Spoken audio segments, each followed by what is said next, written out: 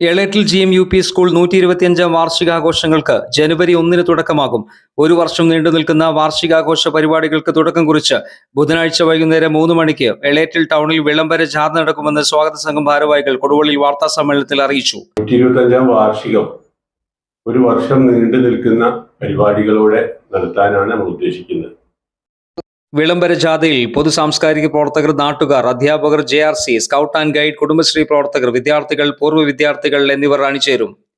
125-ാം വാർഷികത്തിന്റെ ഭാഗമായി പൂർവ്വ വിദ്യാർത്ഥി അധ്യാപക സംഗമം, യാത്രയയപ്പ്, സാംസ്കാരിക സമ്മേളനങ്ങൾ, carnival, medical camp, science expo, food fest തുടങ്ങി വൈവിധ്യമാർന്ന പരിപാടികൾ നടക്കും. കുറേയേറെ പരിപാടികൾ നടത്താൻ ഉദ്ദേശിക്കുന്നുണ്ട്.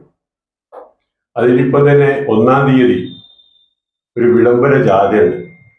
ഇവിടെ നാട്ടിലുള്ള മുഴുവൻ ആളുകളെയും ഉൾപ്പെടുത്തിക്കൊണ്ട് നല്ല ഒരു വിളംബര ജാഥയോടുകൂടി നമ്മുടെ ഈ ഒരു വാർഷിക ആഘോഷ പരിപാടികൾ 125-ാം വാർഷികാഘോഷ പരിപാടികൾ ഗംഭീരമാക്കുന്നതിന്, അതുപോലെ ആളുകളെയൊക്കെ അറിയിക്കുന്നതിന് വേണ്ടിയാണ് നമ്മൾ അങ്ങനെ ഒരു പരിപാടി നടത്തിയിട്ടുള്ളത്. അതുപോലെ തന്നെ മറ്റൊന്നാണ് ഒരു കാർണിവൽ നടത്തുന്നത്. ഒരു 15 ദിവസം നീണ്ടു നിൽക്കുന്ന കാർണിവൽ. അത് നമ്മൾ ഉദ്ദേശിക്കുന്നത് നമ്മുടെ സ്കൂളുമായി ബന്ധപ്പെട്ടുകൊണ്ടുള്ള കുറെ പരിപാടികളൊക്കെ ഉണ്ടെങ്കിലും ഒരു സാമ്പത്തികമായി എന്തെങ്കിലുമൊക്കെ ഈ നേരത്തെ ഞാൻ സൂചിപ്പിച്ച സ്ഥലമെടുപ്പുമായി ബന്ധപ്പെട്ടൊക്കെ ആവശ്യമുള്ളത് കൊണ്ട് അതിനൊരു ഗുണം കിട്ടും എന്നുള്ള രീതിയിൽ കൂടിയാണ് അത് സംഘടിപ്പിക്കുന്നത്. അതുപോലെ യാത്രയപ്പ് സമ്മേളനങ്ങളുണ്ട്. അതുപോലെ സ്കൂളിലെ പൂർവ്വ വിദ്യാർത്ഥികൾ, അതുപോലെ ഒരുപാട് പൂർവ്വ അധ്യാപകരുണ്ട്. ഇവരുടെയൊക്കെ സംഗമങ്ങൾ നടത്താൻ ഉദ്ദേശിക്കുന്നുണ്ട്.